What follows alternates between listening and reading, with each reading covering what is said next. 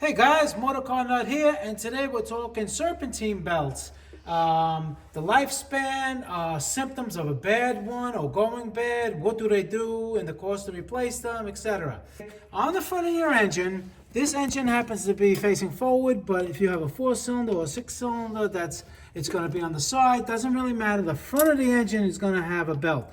Now, this is not to be confused with a timing belt. Timing belt is for the timing of the valves and the crankshaft. That's completely different than this. This is just basically an accessory belt.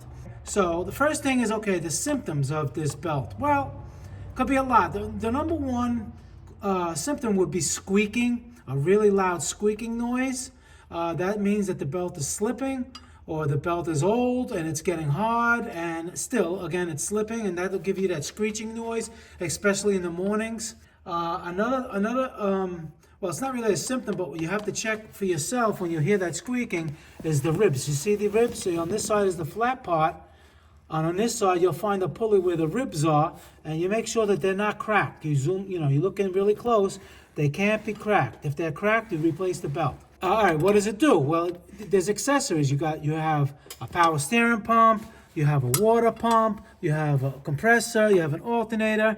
Some cars have less, some cars have more, and basically that's what it does. It turns all those accessories.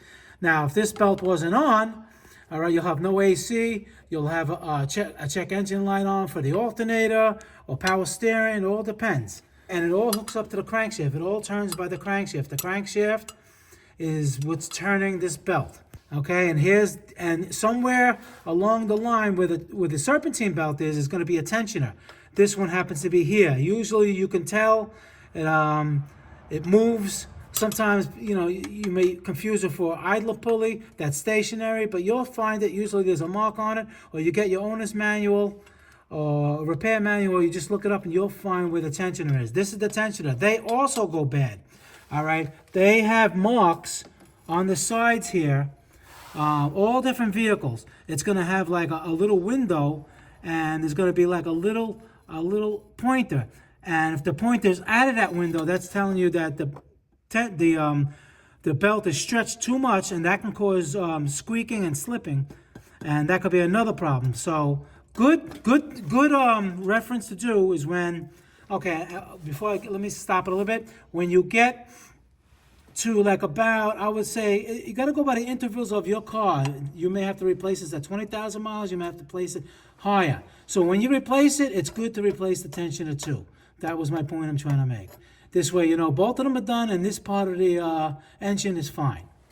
Now, the lifespan, like I said, you have to look at your owner's manual, but good rule of thumb, I would replace it every 25,000 miles. Some cars are 50,000, 100, that's pushing it. It's a rubber belt, 25,000 miles, replace the tensioner too. It's cheap. If you're doing it yourself, watch my videos. You can do it yourself for just the parts of just the cost of the parts. And if you're not doing it yourself, how much will it cost? Again, it varies from vehicle to vehicle. Let's say you're not doing it yourself, it's going to cost you between $100 to $200. If you're doing it yourself, it can be from like with the tensioner. We're talking with the tensioner now. It could be $100 to $200 if a mechanic's doing it.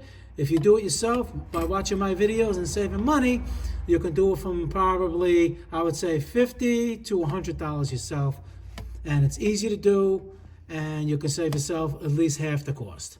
All right, guys. That's what a serpentine belt, that's what it does. MotorCarNut, please subscribe. Any questions, leave them below pertaining to the video. I answer all my questions. I'll see you guys in the next video. Thank you very much for watching. Appreciate all the feedback. Thank you.